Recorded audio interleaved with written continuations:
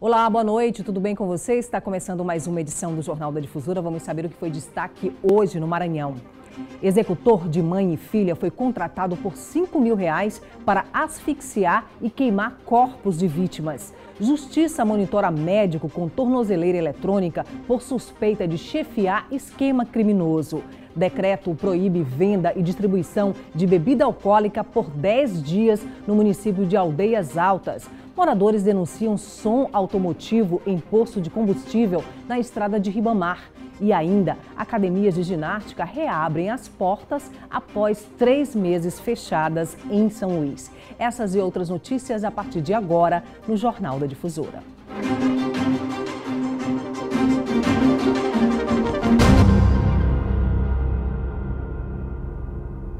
Olha, já está no complexo penitenciário São Luís o executor do duplo assassinato que aconteceu no início do mês aqui na capital. Segundo a polícia, o crime foi encomendado no valor de R$ 5.000. A investigação aponta que o ex-marido de Graça seria o mandante dos assassinatos dela e da filha, Thalita Oliveira. Em menos de 20 dias, o caso foi elucidado e chegou também ao executor dos crimes. De início, se cogitou a autoria ter sido do ex-marido da senhora Graça.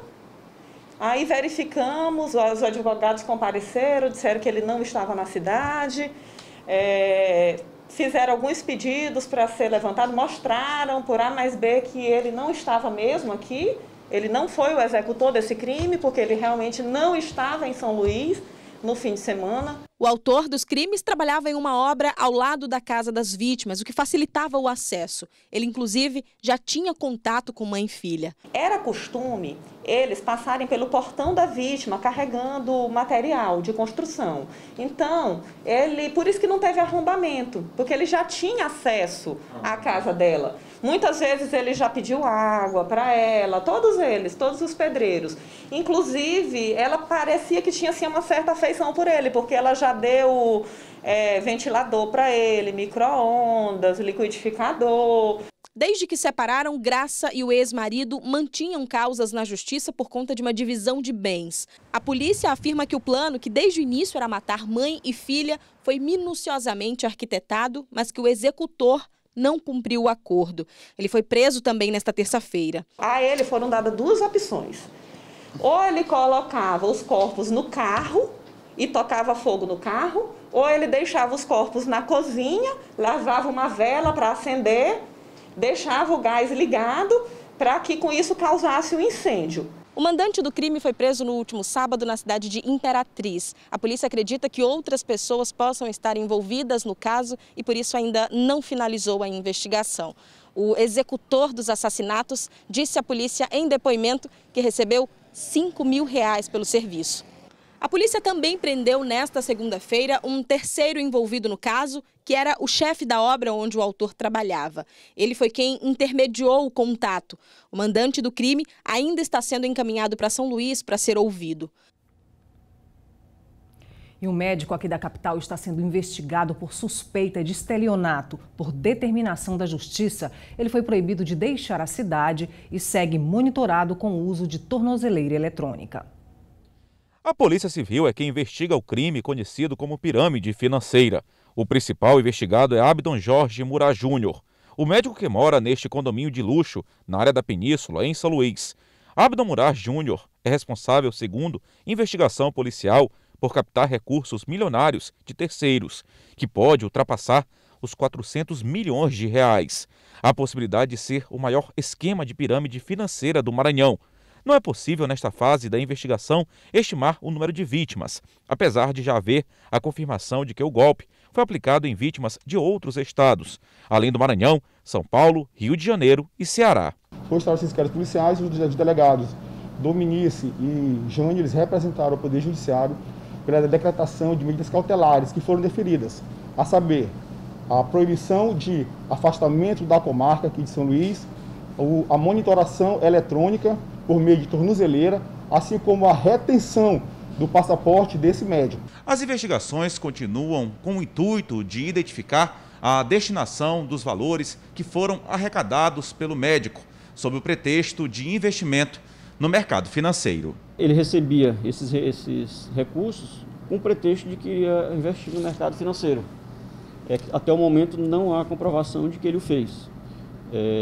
Temos informações da própria Comissão de Valores Imobiliários que pelo CPF dele e o CNPJ da pessoa jurídica dele não houve investimentos. Se ele o fez, foi por intermédio de outro intermediário, foi utilizando outro intermediário.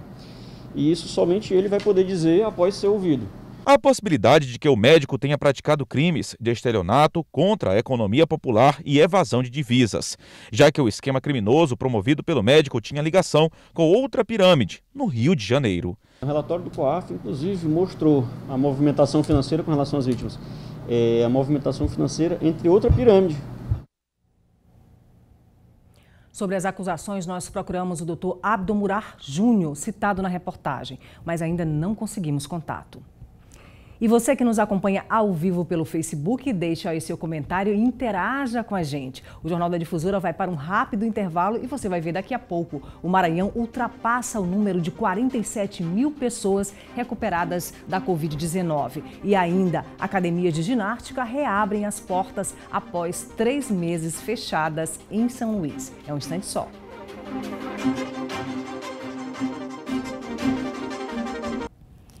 De volta com o Jornal da Difusora, a segunda-feira foi de reabertura das academias em São Luís. Mas a autorização veio acompanhada de uma série de medidas sanitárias, tanto para os estabelecimentos quanto para os alunos. Victor estava ansioso para retomar os treinos e, embora soubesse que esse recomeço seria marcado por novos hábitos, ele se surpreendeu com as medidas sanitárias adotadas pelos estabelecimentos ao chegar na academia na manhã desta segunda-feira. Eu não esperava que seria tanto processo, mas eu estou me sentindo seguro na academia e estou com muita vontade de voltar, porque malhar em casa já deu minha cota. Fechadas desde o mês de março, as academias tiveram autorização para retomar as atividades desde que obedecendo a um rigoroso protocolo específico para a atividade. Entre as medidas obrigatórias estão o uso de máscaras por colaboradores e alunos, aferição de temperatura na entrada e redução do número de pessoas no ambiente. O decreto governamental estabelece a ocupação de uma pessoa para cada 4 metros quadrados, incluindo usuários e funcionários. Nesta academia em São Luís, os alunos recebem sacos plásticos para guardar objetos pessoais e o atendimento está sendo feito via agendamento. O estabelecimento também reforçou a higienização com produtos específicos para o coronavírus. Em um local onde é proibido ficar parado, a quarentena serviu para treinar colaboradores e se adequar ao novo normal e garantir aos clientes que vêm à academia, afinal de contas, em busca de bem-estar físico e saúde. Todos os personal trainers, nossos funcionários, colaboradores, eles estão bem treinados e sabendo o papel de cada um e como cada um tem que atuar. Tanto na fiscalização para que o protocolo aconteça, como também para que não ocorra nenhum ponto de transmissão e nenhum ponto de infecção dentro da academia. Apesar das medidas de segurança, as academias ainda não retomaram os atendimentos a idosos e pessoas do grupo de risco, públicos mais vulneráveis às complicações da Covid-19. Para quem já pode retomar os treinos, a reabertura das academias parece dar fim não só ao isolamento social, mas o início de uma nova série no jeito de viver. A limitação de pessoas e o procedimento de higiene antes me dá segurança para malhar bem e voltar à minha rotina em si, mais normal. E a reabertura de bares e restaurantes em São Luís foi antecipada para sábado. A decisão foi tomada após diversas reuniões entre representantes do governo do estado e empresários dos estabelecimentos. Vamos ver? A decisão foi tomada após reuniões entre representantes do setor e da Secretaria de Indústria, Comércio e Energia. Agora, bares e restaurantes estão autorizados a reabrir no próximo dia 27 de junho, 2 dias antes da data anunciada anteriormente. O governador foi sensibilizado após pedidos que os donos de bares, os donos de restaurantes fizeram chegar até a Secretaria de Estado de Indústria, Comércio e Energia, alegando que, após uma longa parada, seria fundamental que eles reabrissem não na segunda-feira, mas no sábado e no domingo, em decorrência da movimentação econômica que pode acontecer nesse final de semana. O secretário lembra que existem regras que precisam ser cumpridas. Os protocolos específicos para o segmento foram elaborados para garantir as medidas de segurança de funcionários e clientes. Qualquer irregularidade deve ser denunciada. O consumidor deve registrar qual é o bar que não está cumprindo, para que a sociedade, para que a opinião pública saiba quem tem responsabilidade social e quem não tem responsabilidade social nesse momento. Depois, o PROCON, a Vigilância Sanitária e outros órgãos de fiscalização do governo do Estado vão estar atentos e vão, com toda certeza, tomar as providências que julgarem necessárias, desde a simples interdição, como inclusive a possibilidade de cassação do alvará de funcionamento desses estabelecimentos. Este bar na Avenida Litorânea só vai retomar as atividades no dia 3 de junho. Mais tempo para organizar a estrutura necessária e treinamento dos funcionários. A gente optou pela abertura no dia 3 para cumprir principalmente o protocolo sanitário e também para ter uma melhor organização, evitar aglomeração, a gente poder dar um melhor treinamento para os funcionários, tanto de higiene pessoal como de higiene do ambiente. Então, para ter uma melhor organização, a gente optou por abrir um pouco mais tardio. O dono do bar conta que a pandemia trouxe prejuízos, mas também abriu a possibilidade de aprendizados.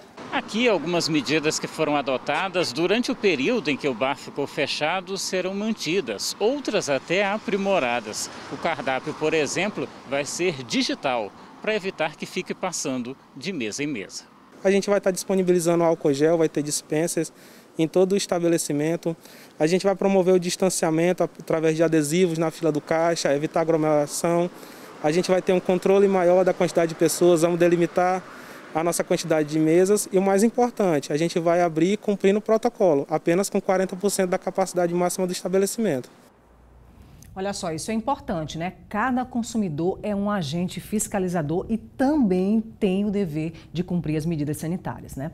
E já passa de 136 mil o número de testes realizados no Maranhão. De acordo com o boletim divulgado agora há pouco pela Secretaria de Estado da Saúde, 1.047 pessoas estão internadas em hospitais, entre as redes pública e privada, e mais de 20 mil seguem em tratamento em casa. Quase 48 mil pessoas estão recuperadas. 1.760 mortes já foram registradas. O número de suspeitos subiu para 1.701 e mais de 65 mil novos exames de Covid-19 já foram descartados no estado.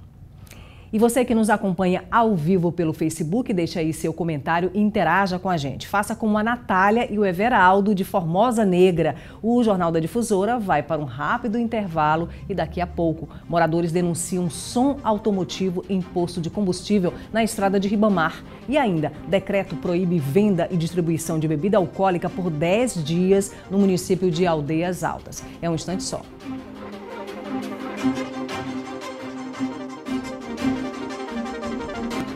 De volta com o Jornal da Difusora para todo o estado e atenção para esse caso. Moradores de um condomínio de São José de Ribamar estão cansados de reclamar da disputa de sons automotivos que acontece toda sexta-feira em um posto de combustíveis.